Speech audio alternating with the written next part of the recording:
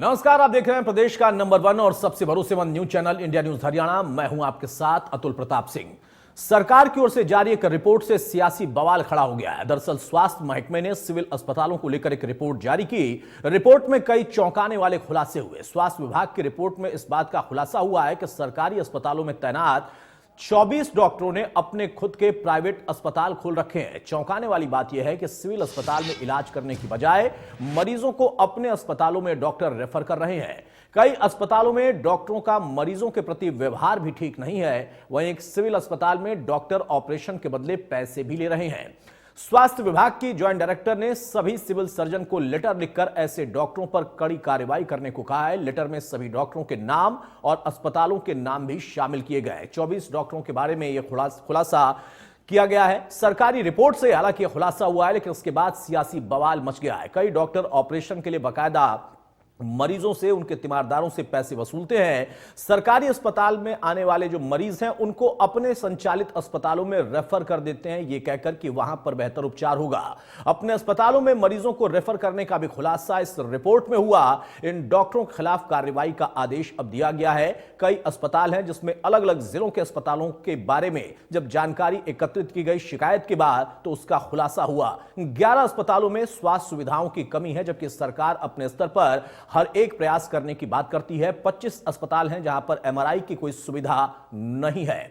Charkhi Dadri civil अस्पताल में doctor समय पर नहीं आते हैं, इसकी भी शिकायत मिली और यह जांच में सही भी पाया गया। सोनीपत में तैनात ईएनटी डॉक्टर प्रदीप लाकड़ा अपने सीट पर नहीं बैठते हैं। कहां बैठते हैं उसका खुलासा भी रिपोर्ट में है। सिविल अस्पताल सोना में सुविधाओं का भारी अभाव है, सुविधाओं की कमी है, यह भी सरकारी रिपोर्ट में खुलासा हुआ। सोना से गुरुग्राम मरीजों को रेफर कर दिया जाता है, यानी अपने अस्पताल में। सिविल अस्पताल पलवल में डॉक्टर ऑपरेशन के लिए वहां पर एक रकम वसूलते हैं, तीमारदारों से, मरीजों से पैसे लेते हैं।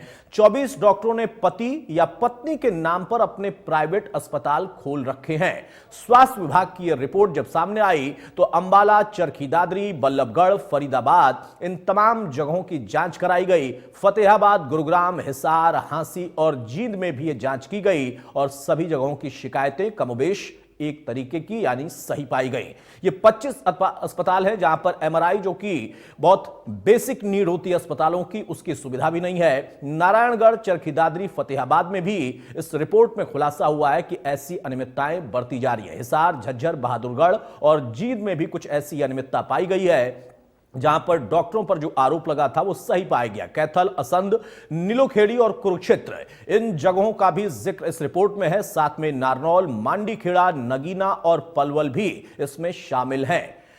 पानीपत, समालखा, रेवाड़ी और रोहतक की भी जांच कराई गई और यहां पर भी कुछ उसी तरीके के आरोप जो कि शिकायत के तौर पर मिले थे वो सही पाए गए। कलानौर, सिरसा, डबवाली और ऐलनाबाद का भी जिक्र इस रिपोर्ट में किया गया है। हालांकि जांच सरकारी ही है, लेकिन अब विपक्ष हमलावर हो गया कि जो आंकड़े दिए जाते थे या जो दावे किए जाते थे वो दावे तो खुद सरकारी रिपोर्ट में हवा हो गए।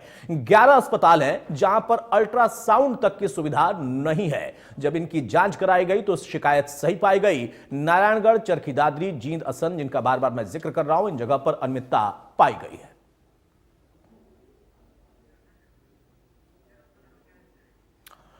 बहरहाल तो डबवाली, ऐलनाबाद, सोनीपत, इन तमाम जगहों पर शिकायतें सही पाई गई हैं। 24 अस्पतालों का इसमें जिक्र है। डॉक्टरों के खिलाफ जो आरोप लगे थे वो आरोप सही पाए गए। आरोप में क्या है कि बहुत सारे डॉक्टर हैं जो कि अपने खुद के प्राइवेट अस्पताल पति या पत्नी के नाम पर खोलकर चलाते हैं। और उससे भी बड़ी बात यह कि जो सरकारी अस्पताल में मरीज अपना इलाज कराने आते हैं, सरकार की योजना का लाभ लेने आते हैं या फिर कम दाम देकर वो अपनी जांच कराना या फिर इलाज कराना चाहते हैं, उनको ये अपने प्राइवेट अस्पतालों में रेफर कर देते हैं। सरकारी डॉक्टरों ने एक नेक्सस बना रखा है। सरकार जहां पर मेडिकल की सीटों को बढ़ाकर प्रयास कर रही है कि ज्यादा से ज्यादा डॉक्टर्स बने और वो अपने प्रदेश की सेवा भी करें, लेकिन वहां पर इन तमाम डॉक्टरों पर इसका कोई असर नहीं है। अब सवाल इस बात का है कि स्वास्थ्य सुविधाओं पर आखिर सवाल जो उठा था उस पर अब सियासी बवाल मचना तय है, क्योंकि सरकारी रिपोर्ट में ही खुलासा हो रहा। अब जब खुलासा सरकारी रिपोर्ट में हुआ तो एक्शन कब होगा और गरीबों को आखिर सस्ता इलाज क्या इसी सुविधा के हिसाब से मिल पाएगा?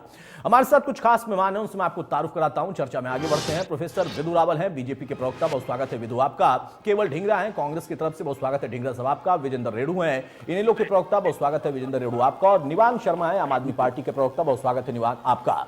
विधु रावल साहब, शुरुआत में आपसे कर रहा हूं, रिपोर्ट भी सरकारी है और खुलासा जो हुआ वो अपने आप में चौंकाने वाला है। जो दावे किए जाते थे आप लोगों की तरफ से, वो आपकी रिपोर्ट खारिज कर रही है। अतुल जी, आपको नमस्कार और आपके माध्यम से देख रहे सभी दर्शकों को नमस्कार। हमारे जो साथी पैनलिस्ट हैं विभिन्न पार्टियों से, उनको भी नमस्ते। मुझे इको आ रही है, प्लीज इको को फिक्स करवा दीजिएगा। चलिए, आपकी आवाज यहाँ पर स्पष्ट आ रही है, बाकी दिक्कत दूर करेंगे जल्दी। विधु जी, देखिए, ये कहना कि दावे जो हमने किए उनमें कोई गलती पाएगी, ऐसा नहीं है। उल्टा जो हमने दावे किए उनकी पुष्टि करने के लिए हमने खुद ही इस प्रकार से जांच जो की है, और उस जांच के अंदर जहां पर टाइटन द नोज जिसको कहा करते हैं, जहां पर कहीं पर भी कमियां पाई गई, हमने खुद उसका संज्ञान लिया है और उस पर कार्रवाई के लिए आगे निर्देशित किया है। हमारे जो दावे हैं हम वही सच्चाई है, उनमें से कोई भी एक इत्र नहीं है। अगर हम जब सत्ता में आए थे तब केवल एक मेडिकल यूनिवर्सिटी थी और आज 2 हैं, एक सच्चा दावा है। अगर मेडिकल कॉलेजेस की बात करें, जब हम सत्ता में आए थे केवल 6 थे, आज 15 है। 5 बहुत जल्दी शुरू हो जाएंगे और बाकी जो 6 हैं उन पर भी काम शुरू हो चुका है। यानी 15, यानी जब आए थे तब 6 थे और पूरे अपने कार्यकाल के दौरान 26 तक लेकर जा रहे हैं, ये सच्चा दावा है। मेडिकल सीट्स अगर 700 से बढ़ाकर 2185 तक लेकर जा रहे हैं, ये भी सच्चा दावा है। इसके अलावा किस प्रकार से प्राथमिक केंद्र जो थे हमारे, पीएचसीज जो थे, वो 466 से बढ़ाकर 530 तक हम लेकर जा रहे हैं, ये बिल्कुल सच्ची बात है, लेकर गए हुए हैं। सिविल हॉस्पिटल्स 56 से बढ़ाकर 72 हमने कर दिए।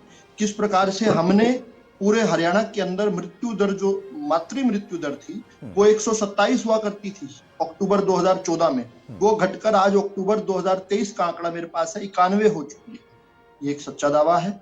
ऑक्सीजन प्लांट शून्य थे 2014 में, जब हम सत्ता में आए शून्य थे, आज 94 हो चुके हैं और आसपास की सभी स्टेट्स में हम लीड कर रहे हैं।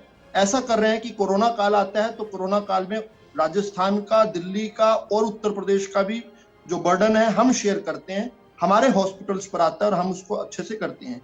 देश का सबसे पहला आयुष विश्वविद्यालय कुरुक्षेत्र के अंदर श्री कृष्ण आयुष विश्वविद्यालय हमने शुरू किया। अंबाला के अंदर अटल कैंसर केयर जो सेंटर है हमने आकर शुरू किया। जब सत्ता में आए थे तब लिंग अनुपात था 871, उससे बढ़ाकर आज 941 जो है ले आए।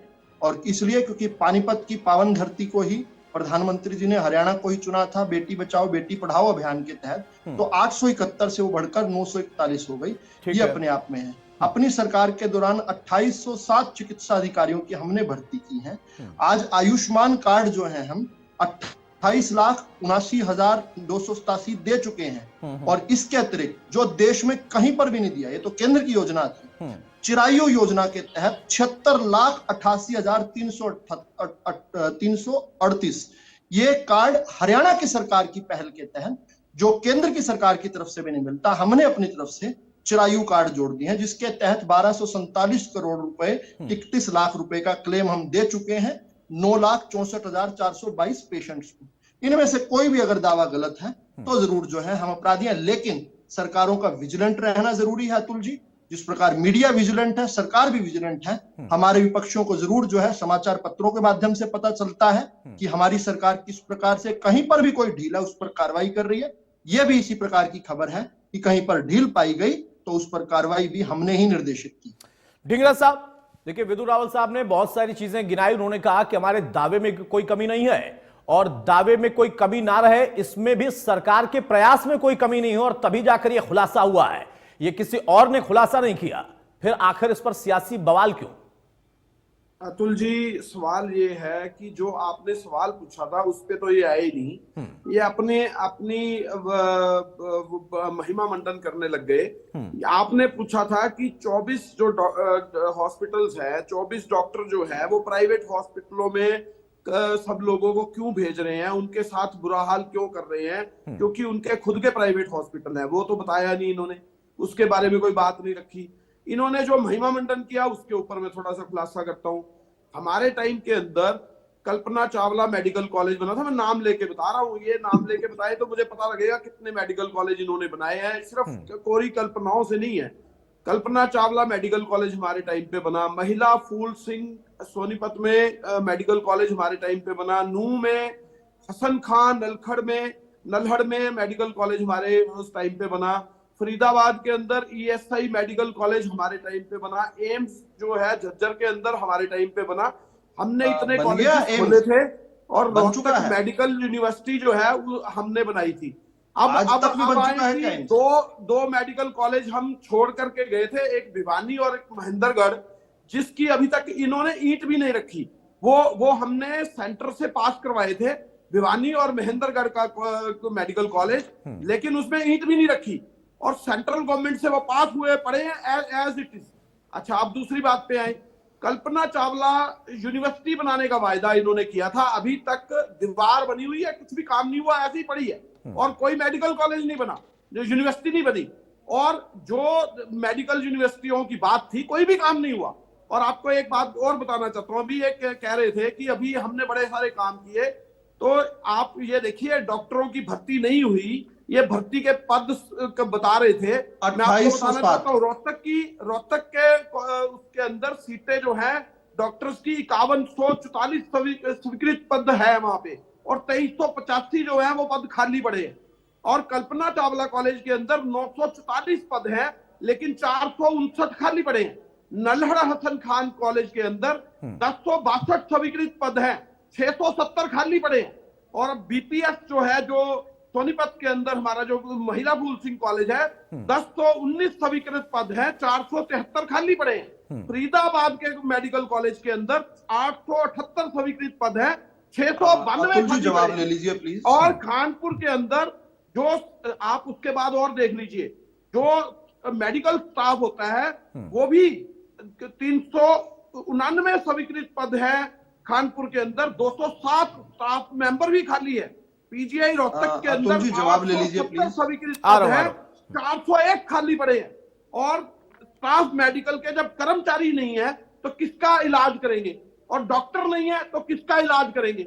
और आपको दूसरी चीज और बताता हूं, ये जो प्राइवेट में लोग जा रहे हैं उनकी दिक्कत भी है, क्योंकि जब वहां पे सुविधा नहीं मिलती तो वो प्राइवेट की तरफ चले जाता है, ये एक अलग दिक्कत है। लेकिन जो डॉक्टर्स हैं वो अलग से पेशेंट्स को, जिसको दिखता है कि ये पैसे वाला है, उसको अलग खींच के दूसरी तरफ लेके जाते हैं। तो ये कहां का उद्धार कर रहे हैं महानुभाव, ये कहां की बातें सुना रहे हैं, कौन सा मेडिकल कॉलेज? ठीक है, जल्दी से प्रोफेसर विदुरावल एक छोटा सा काउंटर, उसके बाद में रेड्डू साहब के पास जाऊंगा। ठीक है साहब, जवाब बिल्कुल, बहुत छोटा सा।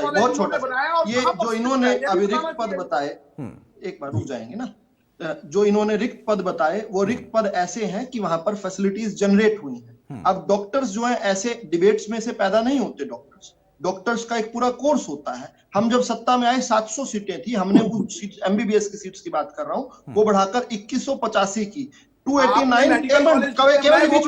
केवल जी बात जाने दीजिए मेरी, ये जबरदस्ती मत कीजिए, आपने अपनी बात रखी, मेरा जवाब जाने दीजिए, मेरा जवाब जाने दीजिए। प्लीज एक बार कहिएगा इन्हें।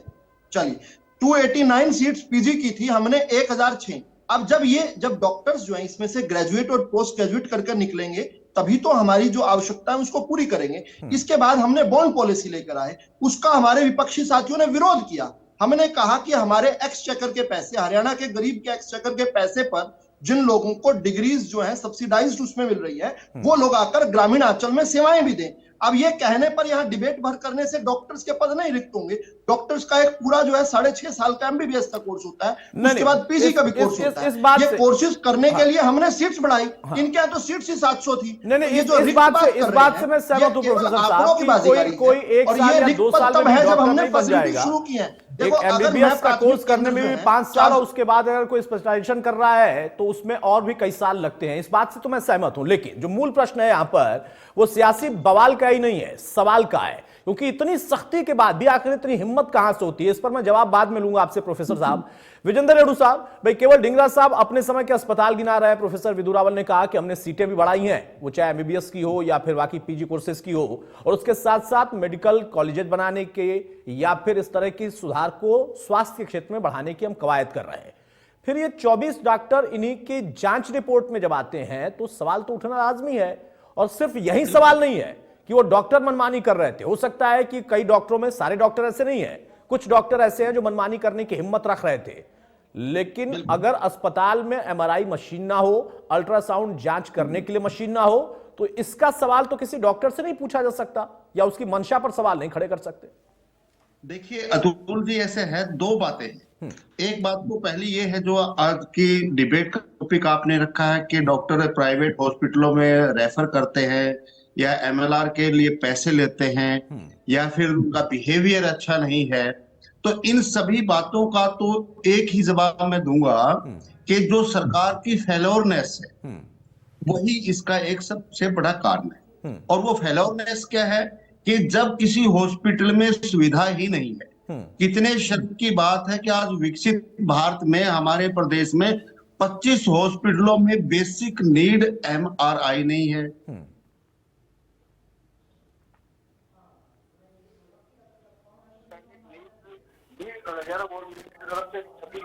केवल मात्र 3 हॉस्पिटल है हरियाणा प्रदेश में, जिसमें 75 to 80% सुविधाएं है। बाकी कहीं कोई सुविधा नहीं है, कहीं कुछ नहीं है, कहीं कुछ नहीं है। जब वहां सुविधा नहीं होगी, मान लो किसी हॉस्पिटल में एमआरआई की सुविधा नहीं है, तो पेशेंट कहाँ जाएगा? उसको प्राइवेट में करवाना पड़ेगा। प्राइवेट में जाएगा तो रेफर तो डॉक्टर ही करेगा। मिस्टेक किसकी हुई? सरकार की हुई। सरकार ने सुविधाएं क्यों नहीं दी? अगर सरकार सुविधाएं देती तो डॉक्टर रेफर नहीं करता, डॉक्टर वहीं पर उसका ट्रीटमेंट करवाने का काम करता। ये सारी की सारी गलतियां सरकार के है। और सरकार की गलती क्यों है ये भी मैं एक्सप्लेन करना चाहूंगा। देखिए, एक दो पहलू होते हैं किसी भी शासन व्यवस्था में, लोकतांत्रिक व्यवस्था में। एक शासन होता है और एक प्रशासन होता है। शासन प्रशासन से काम करवाता है और प्रशासन शासन के अनुरूप जो है कार्य करने का काम करता है। शासन अपनी नीति निर्धारित करता है और सुविधाएं उपलब्ध करवाने का काम करता ठीक बात। है।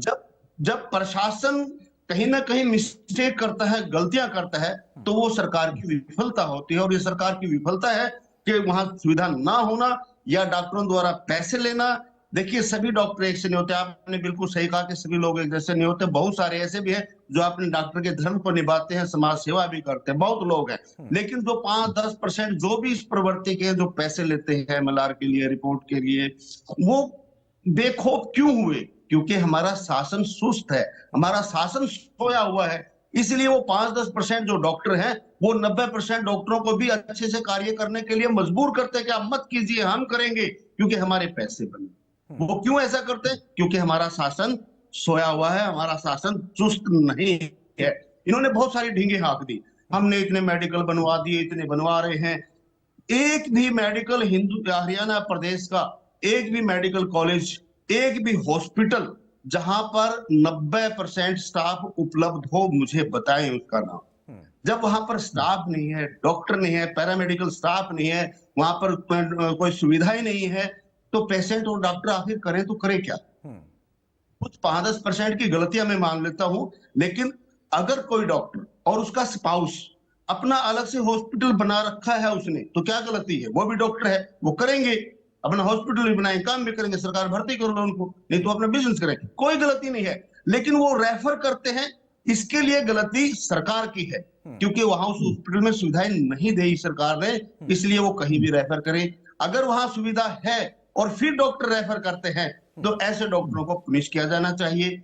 और वो पुनिश कौन करे? शासन करे। शासन सो रहा है और गदर मचा हुआ है, ठीक है ना। और जो तो ये कहीं ना कहीं सरकार की फेलोरनेस ही है। इसलिए हम तो सरकार से मांग करते हैं, भाई ये ईंटें खड़ी करने से जनता को सुविधा नहीं मिलती, ये दीवारें खड़ी करने से सुविधा नहीं मिलती है। उसके अंदर जो सुविधा है वो सुविधा दी जानी चाहिए, ताकि लोगों को वहां ठीक से इलाज मिल सके। आज हमारे प्रदेश में स्वास्थ्य का बहुत बुरा हाल है। खुद अनिल विज जी जो गृह हमारे इसको देख रहे हैं स्वास्थ्य विभाग को, 4-4 महीने तक तो वो फाइलों पर साइन नहीं करते हैं। मुख्यमंत्री के साथ झगड़ा, फाइलें रुकी पड़ी है, लोग धक्के खा रही है।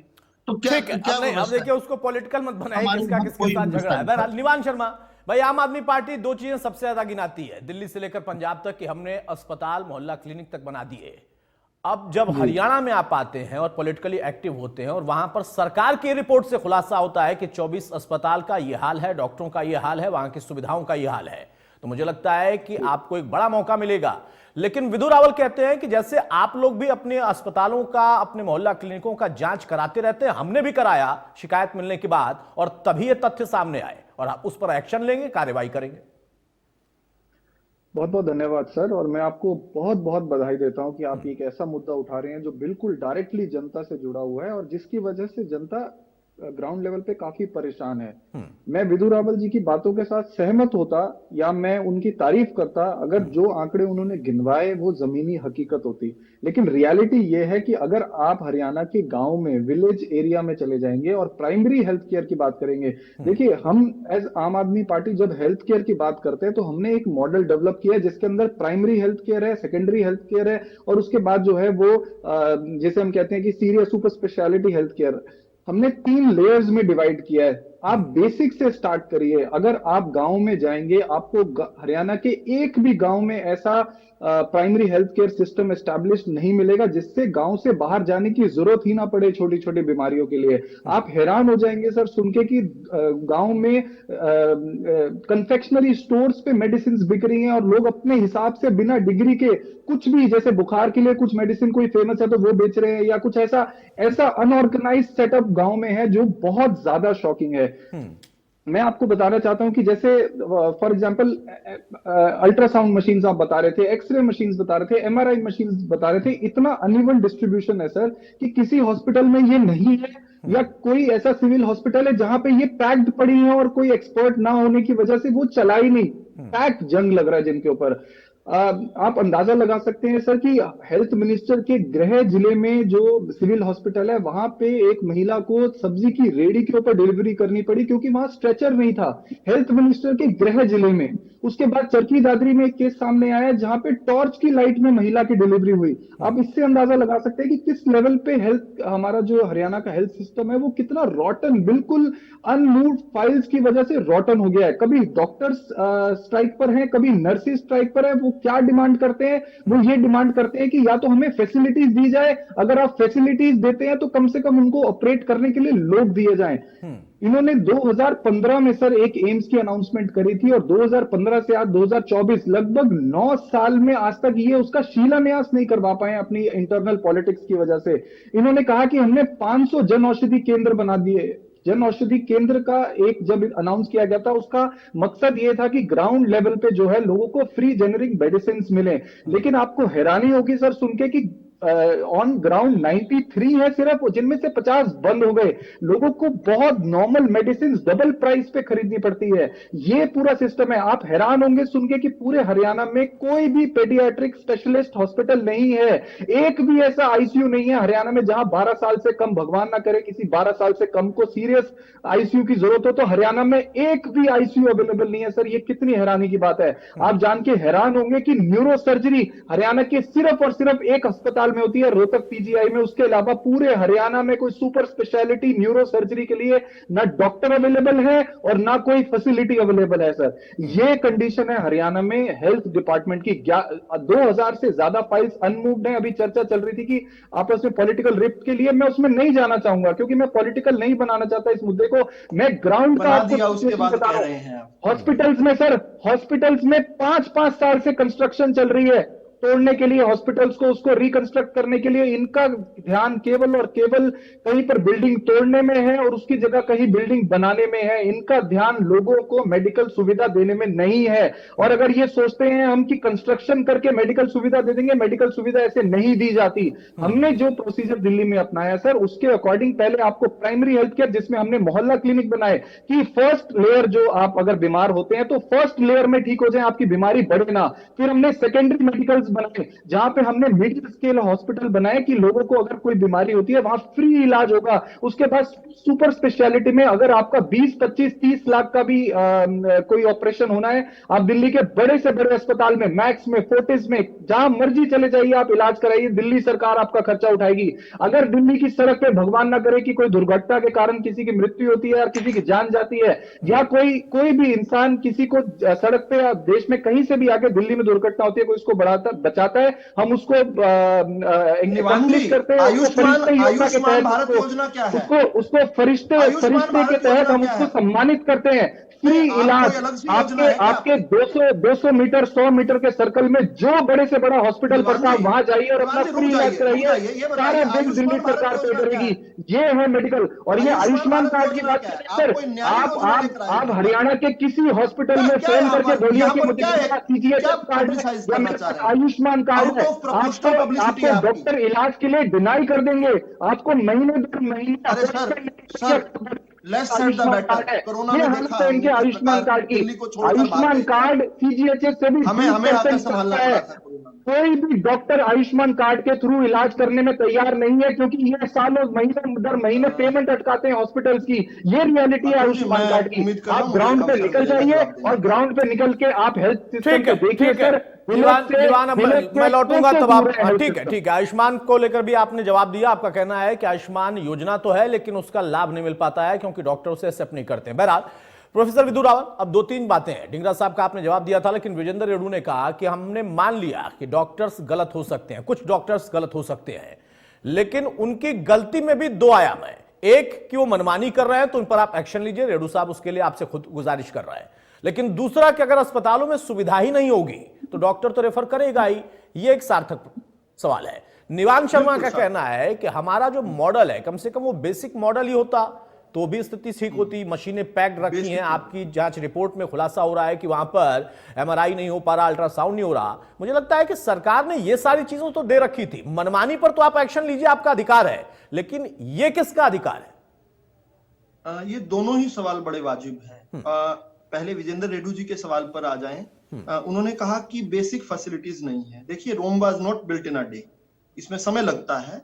और समय के साथ ही जब हम सत्ता में आए थे, कोई एक हॉस्पिटल भी एमआरआई सुविधा दे पा रहा था क्या?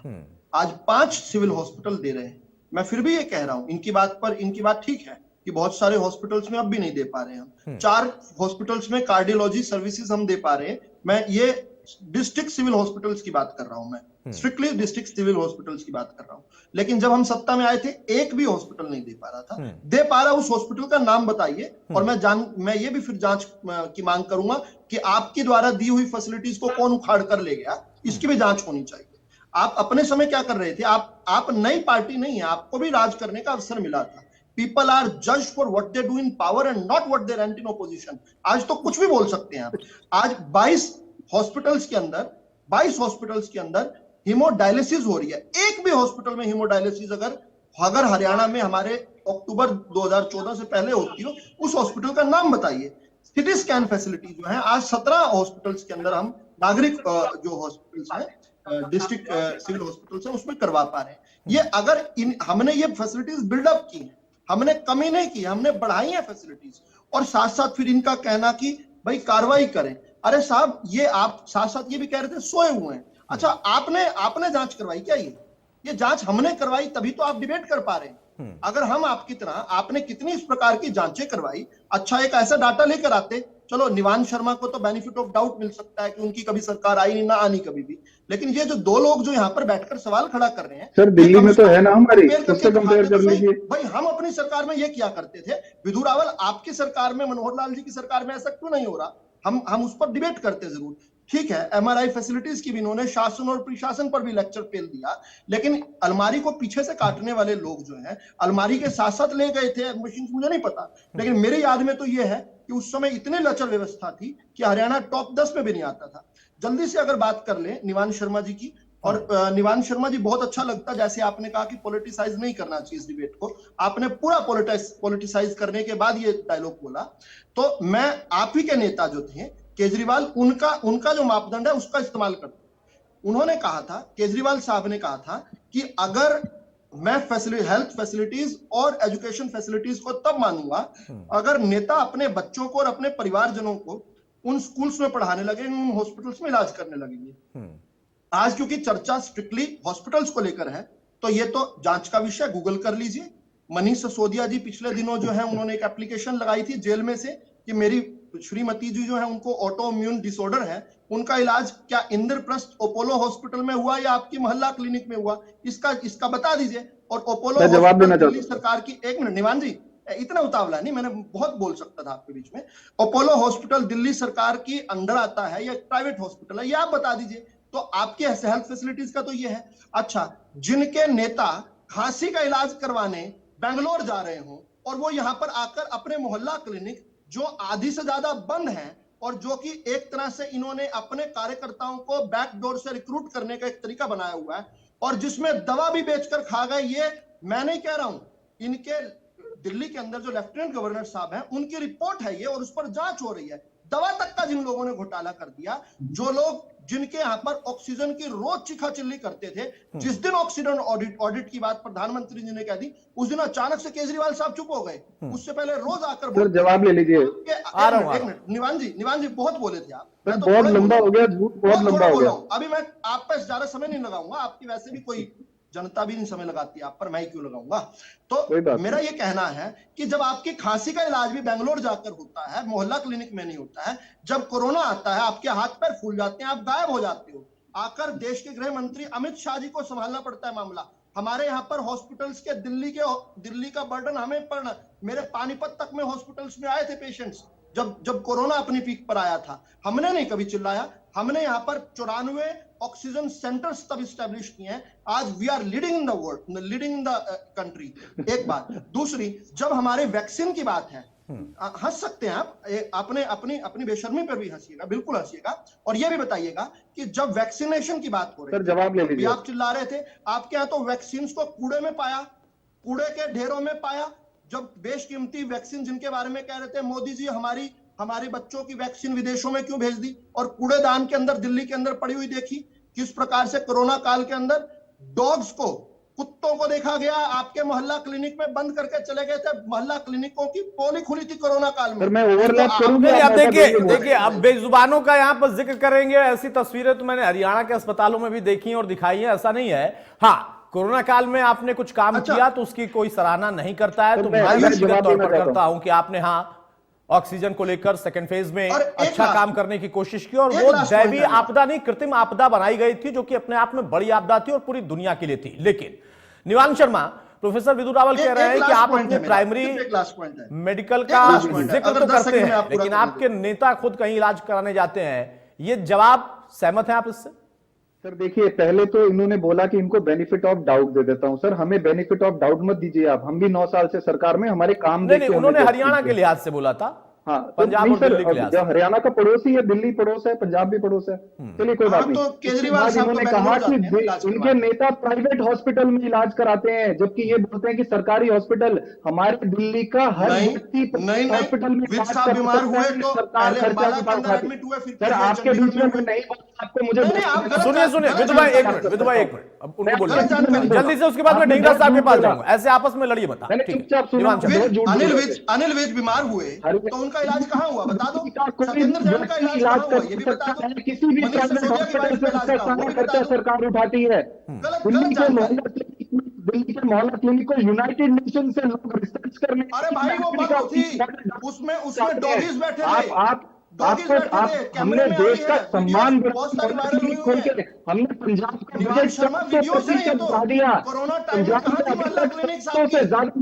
फिर क्यों चिल्ली कर रहे थे, हाय मर गए क्यों चिल्ला रहे थे? हरियाणा ने क्यों चिल्लाया? पंजाब में दे चुके हैं। आपने कितनी औषधि केंद्र नहीं, वैक्सीन जो है आपको कूड़े में पड़ी मिली है, और आप चिल्ला रहे थे कि वैक्सीन नहीं दे रही हैं सरकारें। आप बड़ी बड़ी बातें करते हैं, आपको दिल्ली से सीखने की जरूरत है। अरे क्यों सीखे हम? भ्रष्टाचार नहीं सीखेंगे दिल्ली से हम। आपका स्वास्थ्य मंत्री जेल के अंदर बंद है और जेल के अंदर मेडिकल बेल पर बाहर है। आपके शिक्षा मंत्री 1 साल से उन्हें जमानत नहीं मिल रही, आपसे क्यों सीखेंगे हम? भ्रष्टाचार करना सीखें, क्यों सीखेंगे? अच्छी चीजें सीखेंगे आपसे, अच्छी चीजें कोई एक तो हो। आपका कौन सा मॉडल सीखे हम? अच्छा ठीक है, अब आप जरा दोनों लोग शांत हो जाइए। केवल ढींगरा साहब, मूल प्रश्न यहां पर यह है, और विजेंद्र रेणु की बात से कमोबेश विदु रावल सहमत भी थे कि हां, अगर कुछ सकारात्मक सुझाव आते हैं विपक्ष की तरफ से भी तो उसे मानना चाहिए। लेकिन सबसे अहम बात कि आपसे जब मैं सवाल पूछूं तो आप गिनाने लगे कि हमने इतना मेडिकल कॉलेज बनवाया था, हमने ये दिया था, इतनी सीटें बढ़ा दी थी। जब प्रोफेसर विदु रावल के पास जाऊं, वो कहें कि हमने आने के बाद इतना कर दिया था, तो आपसे हम कहीं आगे हैं। भाई मुझे लगता है कि सरकार जब आती है, कोई भी पार्टी सत्ता में होती है, तो यही सब करने के लिए आती है ना, जनसेवा करने के लिए आती है। ये गिनाने से मुझे लगता है कि उस जनता का ही अपमान होता है, आप गिनाएं या वो गिनाएं। और फिर अगर प्रोफेसर साहब पूछेंगे कि विजेंद्र रेणु की सरकार में क्या हुआ था, तो बहुत लंबे पहले समय में उनकी सत्ता थी, उससे आज तक में बहुत पानी बह चुका है। अब आज के दौर में वो भी तब जब इतनी सख्ती की बात होती है, और अच्छी बात है, मैं तो कहता हूं इसका स्वागत होना चाहिए कि सरकार ने ही अपनी तरफ से ये जांच कराई और उसमें खुलासा हुआ, हम चर्चा कर रहे हैं। लेकिन ये हिम्मत कहां से आती है, या फिर इस तरीके की असुविधा कि जहां आप बता रहे हैं कि बड़े बड़े मेडिकल कॉलेज, एम्स ये बना रहे, हम लीड कर रहे, वहां कुछ अस्पतालों में अल्ट्रासाउंड भी नहीं हो रहा। देखिए अतुल जी, सवाल ये है कि जब रेणु साहब की सरकार थी तो क्या बीजेपी उनके साथी नहीं थे? उस समय छोड़ देते अगर इनको अच्छा नहीं लग रहा था साथ तो, लेकिन ये साथी रहे। 1 साल पहले हम, और जिस समय अलमारी भी कटी थी उस समय भी ये साथी थे। सवाल तो ये अलमारी काटने की करते हैं, लेकिन साथी थे उस समय, और वो बिल्कुल साथ नहीं छोड़ रहे थे। साथ पूरी तरह चुंबकीय साथ पकड़ रखा था। सर रिजिग्नेशन दिया था एमएलए, भागीदार थे, सब चीज के भागीदार थे बीजेपी वाले। सर एमएलए ने रिजाइन कर दिया था, जो मर्जी कहे, सदस्यता तक छोड़ दी थी। अरे भाई बीच में क्या लेंगे आप? बीच में मत बोलो मेरे। बोले ढींगरा साहब बोलिए, आपके बीच विदु भाई सुनिए, उनको बोलने दीजिए। जिस समय अलमारी कट रही थी उस समय ये भागीदार थे, उस समय बोलते, उस समय सरकार से छोड़ देते पल्ला, लेकिन भागीदार बने रहे। और जिस समय अभी दवाएं महंगी हो रही हैं, लोगों को दवाएं बाहर जाके खरीदनी पड़ती हैं, तो ये हॉस्पिटल में कौन सी सस्ती दवाएं कर रहे हैं? कुछ भी नहीं। अगर 10 साल में 544 यही बता दिया होता यहाँ पे चैनल पे कितने डॉक्टर भर्ती करे, तब मैं मान जाता इनकी बात। 2860 डॉक्टर्स भर्ती किए ना, किया ही नहीं। जब 2860 डॉक्टर्स भर्ती किए मेडिकल ऑफिसर्स। आप बीच में क्यों बोल रहे हो? अरे सर आप पूछ रहे हो तो बता रहा हूं मैं, आप पूछ रहे हो तो बता रहा हूं। अपने टाइम पे बोलना नहीं, आप पूछ रहे हो तो बता रहा हूं। सवाल थोड़ी उत्तर पे जाएंगे। और 257 उपयोगी वस्तुओं को हम फ्री में दे रहे हैं, 88 डेंटल आइटम्स को दे रहे हैं। लगाम लगाओ अपनी, सर नहीं देंगे जबान पर लगाम, आपकी जबान पर लगाम आएगा, जनता ने लगाया है। आप पूछेंगे तो मुझे जवाब देना पड़ेगा। आप सवाल पूछ रहे हैं, मैं जवाब दे रहा हूँ। एक मिनट, अरे भाई ऐसे नहीं मेरे साथ चर्चा में इस तरह से नहीं, इतना आक्रामक मत होइए भाई। विदु भाई आपकी बारी जब आएगी आप जवाब दे दीजिएगा, या काउंटर आप जवाब दे दीजिएगा, अभी उनको बोलने दीजिए, उनके आरोपों को जरा सुनिए। हाँ ढींगरा साहब। अतुल जी, 10 साल में कोई डॉक्टर भर्ती करी हो तो बताएं। मैंने 2807 खाली पड़े हैं। सर बीच में मत बोलो, बीच में मत बोलो, पूछ रहे हो तो बता रहा हूँ। बीच में मत बोलो, मैं आपकी बात पूछना बंद कर दो। अरे भाई तो मुझे बताना पड़ेगा। आपको तमीज नहीं है बात करने की। सर ऐसे कैसे आप पूछ रहे हैं? आप इतने सीनियर आदमी हैं। अच्छा आप बीच में मत बोलिए अपना, आप पूछिए ना, आप पूछेंगे तो मैं बताऊंगा। पहले आप अपने आप पूछ लीजिए, मैं नोट कर लेता हूँ, मैं फिर बता दूं। मत बोलिए आप। अरे आप पूछ लीजिए, मैं नोट कर लेता हूँ, मैं फिर बता दूं। हाँ आप पूछिए ढींगरा साहब, वो कह रहे हैं उसके बाद बता देंगे। ढींगरा साहब बोलिए। अरे केवल ढींगरा साहब आप आगे बढ़िए। हाँ ठीक है, उन्होंने कह दिया जब आप पूछ लेंगे तब वो बताएंगे। आप पूछिए, बोलिए। अगला दूसरा सवाल, दूसरा सवाल, टाइम वेस्ट कीजिए, सवाल पूछिए। तीसरा सवाल क्या मतलब हुआ? आप अपनी अगला पूछिए ना, टाइम वेस्ट कीजिए डिबेट का। मेरी बात पूरी होने को पहले। अरे ऐसा नहीं बोलना, मेरी ना कीजिए आप। सर आप पूछिए सवाल। अभी नए डिबेट पे आए हो, अभी शर्म रखो थोड़ी। अरे सर हम तो कई साल हो गए, मुझे झेलते हुए आपको कई साल हो गए। थोड़ी सी शर्म रखो। बार तो गाली निकाल अभी चुके नए प्रवक्ता बने हो, ठहरो भाई। सर पर्सनल कीजिए, पर्सनल कीजिए, बुखलाइए मत। डिबेट को खराब डिबेट करनी सीखो। अरे सर दर्शक देख रहे हैं, आप ये तमाशा देख रहे हैं, आपकी नलायकी देख रहे हैं। प्लीज सवाल पूछिए, मैं नहीं बीच में बोलूंगा। पर्सनल अटैक मत, shoot the message not the messenger. मुझ पर हमला मत कीजिए, मेरे मैसेज पर हमला। आप बैठिए, आराम से बैठिए, मेरी बात पूरी होने दीजिए। ठीक है बताइए। मेरे को टाइम दिया उन्होंने, 10 साल से कोई डॉक्टर भर्ती करी हो तो बताएं। और दूसरी बात, हॉस्पिटल के अंदर ना एमआरआई ना ये सुविधा होती है, ये सुविधाएं नहीं दे रहे, उसके अंदर मशीनें नहीं ला रहे। इन्होंने बजट कम कर रखा है पूरा।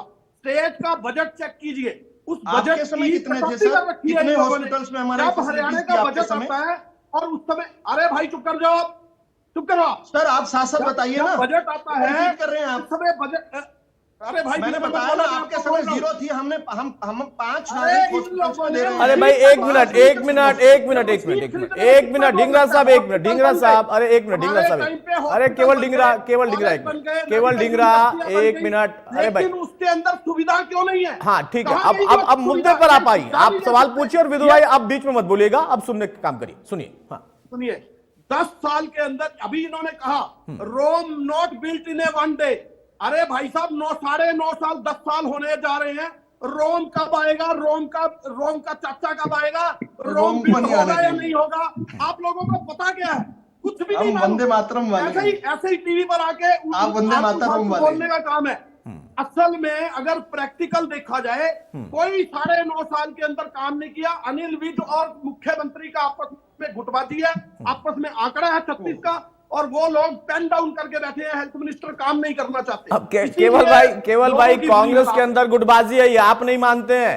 मुख्यमंत्री और स्वास्थ्य मंत्री में गुटबाजी है, विदु भाई नहीं मानेंगे। कहां मानते हैं? कोई नहीं मानता। आज भी देखिए कह दिया कोई गुटबाजी नहीं है कि ये गुटबाजी मीडिया के द्वारा खड़ी की गई है। अच्छा, उसके लिए हम जिम्मेदार हैं? मतलब आप लोग इतने कमजोर हैं कि हम लोग आप लोगों को लड़ा देते हैं? गजब की बात है। मतलब भाई मैं नहीं केवल भाई आप कितने पुराने आप व्यक्ति हैं। महत्वपूर्ण मतलब मीडिया, हम लोग जिम्मेदार हो गए कि हम लड़ा रहे हैं? कहां लड़ा रहे हैं? मैं तो यही कह रहा हूं कि आप भी नहीं मानते तो मैं मान लेता हूं कि आप नहीं मानते हैं, नहीं होगा। वैसे विदु भाई कह रहे हैं कि नहीं है वहां पर कोई विवाद। मेरा मूल प्रश्न ये है कि किसी पार्टी का विवाद या किसी पार्टी के अंदर जो सत्ता में बैठी है वहां पर दो लोगों का विवाद, वो मेरा विषय नहीं है। मेरा विषय है कि अगर आज की डेट में इतना सब कुछ देने के बाद किसी अस्पताल में अल्ट्रासाउंड ना हो तो इस पर तो सवाल बनता है, वो चाहे खुद सरकार की रिपोर्ट में ही खुलासा हो। यह मूल प्रश्न है केवल भाई जी। मैं तो कह रहा हूं कि इन लोगों ने ना तो सुविधा दी, ना वहां पे काम किया। एक अगर इंस्ट्रूमेंट लाने हैं डॉक्टरों के, अगर वो ही नहीं ला सकते तो फिर इनको सरकार में रहने का हक नहीं है, इनको इधर उधर की बातें करने का हक नहीं है। मैंने आपको यूनिवर्सिटियां गिनाई, कॉलेज गिनाए, बिल्डिंग गिनाई, इन्होंने तो बिल्डिंग ही नहीं कोई बनाई। झूठ बोलते हैं यहाँ पे, ये बना दिया, वो बना दिया, वो बना दिया। अभी मुख्यमंत्री, अच्छा, अब जरा मैं विजेंद्र रेणु के पास जाऊंगा, उसके बाद निवान शर्मा के पास, और फिर मैं विदु साहब आपके पास आऊंगा। विजेंद्र रेणु साहब, देखिए आपकी अच्छी बात जो सकारात्मक आपने कहा कि हाँ ये एक्शन होना चाहिए, अगर डॉक्टर मनमानी कर रहे हैं तो उसका स्वागत भी कर रहे हैं विदु, लेकिन दूसरी तरफ वो आप पर भी सवाल खड़े कर रहे हो। मैंने उसका जवाब दिया कि आप बहुत पहले सत्ता में थे, वो आपके साथ थे, कब छोड़ा नहीं छोड़ा वो विषय नहीं है, लेकिन तब थे। अब यहां पर आज के दौर में जब स्वास्थ्य को लेकर व्यापक तौर पर चर्चा खासतौर से तब शुरू हुई जब हमने कोरोना का दौर देखा, जो कि वैश्विक एक आपदा थी। उसके बाद स्वास्थ्य पर सरकारों को सोचने की और ज्यादा आवश्यकता पड़ी, और तब भी अगर अल्ट्रासाउंड मशीन कहीं ना हो और रिपोर्ट सरकारी जिसमें इसका खुलासा हो, तो मुझे लगता है कि सियासत करने वाले सियासत भी करेंगे, सवाल पूछने वाले सवाल पूछेंगे भी। बिल्कुल, सवाल भी पूछेंगे, सियासत भी होगी, और सरकार की नाकामी जो है वो भी जनता के सामने आ रही है। जनता तो भुगत रही है, जब उनको वहां पर सुविधाएं नहीं मिलती, बाहर जाना पड़ता है। आज आपने इस मुद्दे को बड़ी दबंगता के साथ उठाने का काम किया है, इसके लिए मैं आपको भी बहुत बहुत बधाई देता हूं। और दूसरी बात, अतुल जी ये कहते हैं कि सरकार ने ही जांच करवाई है। मान लिया सरकार ने ही जांच करवाई है और इतनी खामियां निकल करके सरकारी जांच में ही आ गई है, यानी कि सरकार या कि हमारे स्वास्थ्य विभाग में ऐसे हालात हैं कि आज तक हमारे पास अल्ट्रासाउंड की सुविधा भी हम नहीं दे पाए। आज से 20 साल पहले जब करता था, उसके ऊपर उंगली उठाते उन्होंने कहा कि उस टाइम लचर व्यवस्था थी।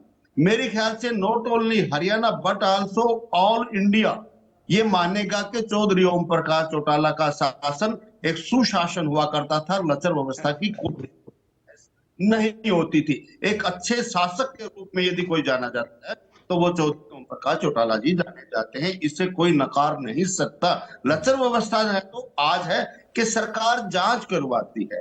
कितनी जांच करवाई सरकार ने, वो पकड़ते हैं और उससे 2 गुना 3 गुना फिर करप्ट लोग जो ना आगे आ जाते हैं। अभी देखिए जहरीली शराब का घोटाला हुआ, जो व्यक्ति सोनीपत में पकड़ा गया था वो पकड़ा गया, उसको डर होने की बजाय, उसको कुछ सजा देने के बजाय उसने यमुनानगर में जाकर के फैक्ट्रियां खोल ली और वहां फिर वो पकड़ा गया। वहां 22 से 25 कितने आदमी उसी के द्वारा, जो व्यक्ति पहले सोनीपत पकड़ा जाता है और वही फिर दोबारा फैक्ट्री लगा लेता है, तो लचर व्यवस्था इसे कहते हैं कि वो पकड़ा जाने के बाद भी से फिर वो वही कार्य शुरू कर देता है और सरकार फिर उसको छोड़ देती है और फिर वही कार्य। यानी बार बार जो मैंने कहा ना, शासक और प्रशासन वाली जो बात है वो लचर व्यवस्था है, आज यहाँ है। ये बार बार अटैची की बात करते हैं और अलमारी की बात करते हैं। मैं कहना चाहूंगा उस टाइम अजय सिंह चौटाला जी भी शासन में ही थे और शासन की बागडोर अजय सिंह ही चलाया करते थे। आज उसी के साथ ये अपनी सरकार चला रही है और ये शासन में थे। तो क्या किस मुंह से बात करते? ये कार्य करने वाले भी यही लोग थे, इन्होंने ही करवाया था ये सारा का सारा काम। और आज जो ये एक खोपिया बना रहे हैं कि ये है, ये पहले कंडेला वाला एक बात ये उठाया करते, मैं खुद गया था, एक भी ये झूठ प्रचार करने में पड़े और एक नहीं। सर 9 किसान मारे गए थे कंडेला में, काम है खुद करने वाले हैं और दूसरों को दोष देने का काम करते हैं। दूसरी 9 बात, किसान मारे गए थे कंडेला में। अतुल जी आ रहा हूं भैया, से मत सुना कर, एक आधे को तो पकड़ता है कम से कम। ये कहते हैं कि भाई हम नहीं, एक आधा तो कोई ऐसा हो जो झूठ ना बोले। गुरनाम सिंह चढ़ूनी ने कहा पेड़ पर बैठकर 1700 गोलियां गिनी थी मैंने। ये तो कई बार गुरनाम सिंह चढ़ूनी कह चुके हैं, आपके फेवरेट पैदा भी नहीं हुआ था अभी, गिरने 1700 गोलियां भी गिन ली, पैदा भी नहीं हुआ होगा तब। अरे सर पैदा हुआ नहीं हुआ, लेकिन गुरनाम सिंह चढ़ूनी जी ने तो अरे विधु रावल ने नहीं गिना था भाई, केवल ढींगरा साहब, वो चढ़ूनी साहब ने कोट कर रहे हैं, उन्होंने गिना था। विधु रावल पैदा नहीं हुए तो उनकी थोड़ी ना गलती है, वो कोट कर रहे हैं, वो कोट करके बता रहे हैं कि चढ़ूनी साहब ने गिना था पेड़ पे बैठ। मैं नहीं कह रहा, चढ़ूनी जी बताते हैं 1700 गोलियां। बाबा खागड़ का मैंने विजिट किया। कौन सी 10वीं में 8वीं क्लास में पढ़ता होगा ये? अभी हाँ बिल्कुल ऐसा ही था, लगता नकली व्यक्तिगत मतलब हमला किया कि थोड़ा प्यार से भाई देखिए, नहीं मैं बार बार कहता हूँ, और हम जिस विषय पर चर्चा कर रहे हैं ये एक आम व्यक्ति का विषय है। अरे ढींगरा साहब एक मिनट, उन्होंने चढ़ूनी साहब को कोट किया था, अपना जिक्र नहीं किया था। पेड़ पर विधु रावल नहीं बैठे थे भाई, आप व्यक्तिगत क्यों हो जा रहे हैं? डिग्री चेक करवाओ ये प्रोफेसर। अरे भाई अब वो तो आप चेक करा लीजिए ना, मेरा काम उनकी डिग्री थोड़ा चेक कराना है। प्रधानमंत्री की डिग्री आप लोग चेक कराते हैं, आप अपने नेता की डिग्री बता नहीं पाते हैं, उसका जिक्र करते हैं सुब्रमण्यम स्वामी, तो फिर आप उनको भी नकार देते हैं। मैं यहाँ पर प्रोफेसर विधु रावल की डिग्री चेक कराने नहीं बैठा हूं भाई। ओ माय गॉड, हाँ, ये व्यक्तिगत चर्चा नहीं कर रहा हूं मैं बैठ के। अब फिर वो कहेंगे राहुल गांधी की डिग्री चेक कराइए, और सुब्रमण्यम स्वामी पहले से रिपोर्ट दे चुके हैं कि कहां से डिग्री मिली है। छोड़िए अब उस मुद्दे पर मत जाइए, शांत हो जाइए। निवान शर्मा देखिए, आप कह रहे हैं कि आपसे उनको सीखना चाहिए। मुझे लगता है कि इस विषय पर सबको सीखना चाहिए। जो लोग सत्ता चलाते हैं, जो लोग सत्ता में आने की ख्वाहिश रखते हैं, जनसेवा के लिए सबको सीखना चाहिए। और मैंने जैसा पहले ही कोट किया था कि कोरोना काल के बाद खास तौर पर इस बात का जिक्र ज्यादा हुआ कि हम इतना बड़ा देश है, इतनी बड़ी आबादी है, और वहां पर अगर हमने कोरोना से लड़ाई लड़ी, अच्छी लड़ाई लड़ी, तो वो हमारा इम्यून सिस्टम था, वो हमारा विल पावर था। बड़े बड़े देशों में जहां पर स्वास्थ्य सुविधाएं अपरंपार हैं, फ्री हैं, वहां पर सड़कों पर भी गिरते हम लोगों ने लोगों को देखा। तो हम उनसे तुलना तो कर भी नहीं सकते और करना भी नहीं चाहिए। लेकिन आज अगर एक अल्ट्रासाउंड मशीन ना हो किसी अस्पताल में इतनी कोशिशों के बाद, तो मुझे लगता है कि एक दूसरे को सिखाना चाहिए कि आप कैसे कर सकते हैं।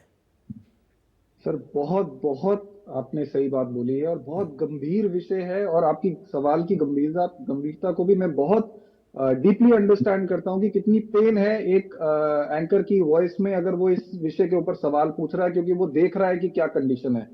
दूसरी चीज सर, मैं कोई भी आपके साथ पॉलिटिकल बात नहीं करूंगा। मैं आपको एक सीएजी का डेटा देता हूं, आप खुद उससे आइडिया लगाइएगा और जनता आइडिया लगाएगी कि क्या रियलिटी है। सीएजी ये बताता है कि एक इनकी कैटेगरी होती है जिसमें 900 करोड़ से ज्यादा सेंटर जो है वो स्टेट को देता है फॉर हेल्थ फैसिलिटीज सेंटर की वजह से।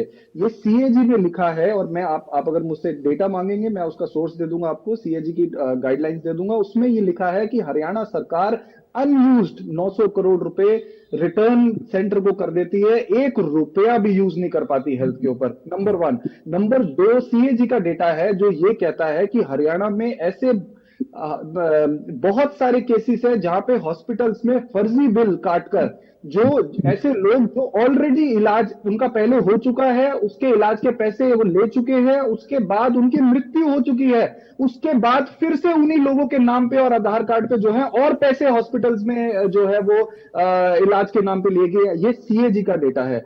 अगर हमारा फोकस, अगर ग्राउंड लेवल पे ये फोकस रहेगा कि किसी तरह से पैसा कमाना है, तो कभी भी हेल्थ जो सर्विसेज है वो सही नहीं हो पाएंगी। अगर आप बीजेपी के प्रवक्ता की बात सुनेंगे तो उनके हिसाब से उन्होंने हरियाणा में एक वर्ल्ड क्लास, एक डेवलप्ड हेल्थ सिस्टम बना दिया है ऑलरेडी। और दूसरी तरफ आप लोगों से पूछ लीजिए कि वो आप अपने गांव में जाएं, अपने गांव के अस्पताल को देखें या अपने सिविल अस्पताल को देखें, वो खुद जज कर लें कि बीजेपी के प्रवक्ता सही बोल रहे हैं कि ग्राउंड में जो रियलिटी है वो सही है। मैं तो यही बोलना चाहूंगा, अगर आपको प्राइमरी हेल्थ केयर देखना है तो मैं आपसे रिक्वेस्ट करता हूं कि आप दिल्ली में आइए, हम आपको मोहल्ला क्लिनिक दिखाते हैं। आप मोहल्ला क्लिनिक का जितना मजाक उड़ा लीजिए, उसकी जितनी मर्जी निंदा कर लीजिए, लेकिन सर लाखों लोगों को फ्री में इलाज और फ्री में मेडिसिन मोहल्ला क्लिनिक दुनिया ने देखी उनकी है, बीमारी मोहल्ला बढ़ती क्लिनिक नहीं है, फर्स्ट कमाल स्टेज है। पे बीमारी क्लियर हो जाती है। और दूसरा सबसे इंपॉर्टेंट चीज, लाखों करोड़ रुपए फर्जी बिल काटने की जगह आप ऐसा ले आइए जैसा दिल्ली में हम करते हैं कि आप बड़े से बड़े किसी भी प्राइवेट हॉस्पिटल में इलाज करवा लीजिए, उसका खर्चा भी सरकार भरेगी, आपको आयुष्मान कार्ड की जरूरत ही नहीं पड़ेगी। अगर आपकी बेसिक प्राइमरी सेकेंडरी और सुपर स्पेशलिटी जो है वो हेल्थ सुविधा हो जाएगी। इसमें राजनीति में नहीं करना चाहता, जनता डिसाइड कर लेगी कि आप सही कह रहे हैं कि ग्राउंड पे जो सिस्टम है वो सही है। बस मेरी रिक्वेस्ट है, आप एक बार दिल्ली आके मोहल्ला ये क्लिनिक बात और हमारे स्वीकार secondary करने वाली है, hospitals ये देख बात लीजिए। निवान ने जो कही है स्वीकार करने वाली है। भले मोहल्ला क्लिनिक से आप न सीखें, लेकिन इनकी बात से ये स्वीकारोक्ति तो होनी चाहिए कि हाँ, अच्छा प्रयास करना और अगर सुझाव अच्छा मिलता है तो उसे स्वीकार करें। प्रोफेसर विदु राव, बहुत संक्षेप में, क्योंकि मेरे पास समय नहीं रह गया है। भाई, सरकार आपकी, व्यवस्था आपकी और रिपोर्ट भी आपकी, अगर उसमें कुछ कमियां हैं तो मुझे लगता है कि आपको स्वीकारना भी पड़ेगा। बिल्कुल स्वीकारनी भी चाहिए और फिर उसके सुधार की तरफ आगे बढ़ना चाहिए। अगर किसी एक हॉस्पिटल में आपने बताया अल्ट्रासाउंड की नहीं है, ये कल सुबह मेरे खुद के ऑफिस, जो मेरा ऑफिस बापोली में है, उसके अंदर काम करने वाला ये सन्नी कुमार जो है, ये पानीपत के अंदर अल्ट्रासाउंड करवा कर आया, उसकी 3 जगह पथरी उसको मिली है। तो पानीपत में तो है ये, तो अभी जब आपकी डिबेट चल रही थी तो इस दौरान मुझे ऑफिस वाले स्टाफ ने मुझे पहुंचाई है, पहली बात। दूसरी बात जो है, कुछ जगह जहां नहीं है तो ये आपका भी एक कंस्ट्रक्टिव बहुत अच्छा रोल है कि देखिए जिस प्रकार हम सुबह रोज ब्रश करते हैं, हर रोज सुबह करना पड़ता है, इसी प्रकार से ये सारी जो व्यवस्थाएं हैं इनको बनाना और उसके बाद इनको दुरुस्त रखना और उसके बाद चेक एंड बैलेंसेस रखना, ये बहुत जरूरी है। और मैं आपके चैनल के साथ साथ हरियाणा सरकार को बधाई दूंगा कि उन्होंने इन व्यवस्थाओं को बनाने के बाद उन पर चेक एंड बैलेंसेस भी किए, ताकि यहाँ पर आज एक बड़ी कंस्ट्रक्टिव डिबेट हो पाए। अलग बात है, ठीक बात है, लेकिन प्रोफेसर विदु भाई, अब समय नहीं है, माफी चाहूंगा। आपने अच्छा उदाहरण दिया कि हमें ब्रश करना होता है सुबह और हर रोज करना पड़ता है। मुझे लगता है ना कि रात में भी अगर ब्रश करेंगे ना तो उससे ज्यादा और रात में अच्छा परिणाम और अच्छा निकलेगा और चेक बैलेंस और अच्छा रहेगा। क्योंकि जैसा मैंने कहा कि सरकार आपकी, व्यवस्था आपकी और रिपोर्ट भी आपकी, तो कमियों को स्वीकारना भी आपको ही पड़ेगा और आपने उसे स्वीकारा, ये अच्छी बात है। सुझाव अगर विपक्ष की तरफ से भी आता है, कम से कम शिक्षा स्वास्थ्य को लेकर, तो मुझे लगता है कि राजनीति किसी को नहीं करनी चाहिए। वो कोई सत्ता में था, कोई है या फिर भविष्य में कोई रहेगा। बहुत शुक्रिया प्रोफेसर विदु आपका, केवल ढींगरा साहब आपका, विजेंद्र रेणु आपका और निवान शर्मा आपका। तो सरकार की रिपोर्ट में जो खुलासा वो वाकई चौंकाने वाला है, क्योंकि जो दावे होते हैं और दावों के बीच में अगर किसी अस्पताल में या कुछ अस्पतालों में अल्ट्रासाउंड का भी एक सिस्टम ना डेवलप हो पाया हो, तो वहां पर उन डॉक्टरों के पास बेनिफिट ऑफ डाउट का मौका मिलता है कि हमारे पास तो यहां पर कुछ है ही नहीं, उपचार करें कैसे, इसलिए हमने प्राइवेट अस्पताल में जो हमारा खुद का था या नहीं था तो वहां रेफर कर दिया। नमस्कार।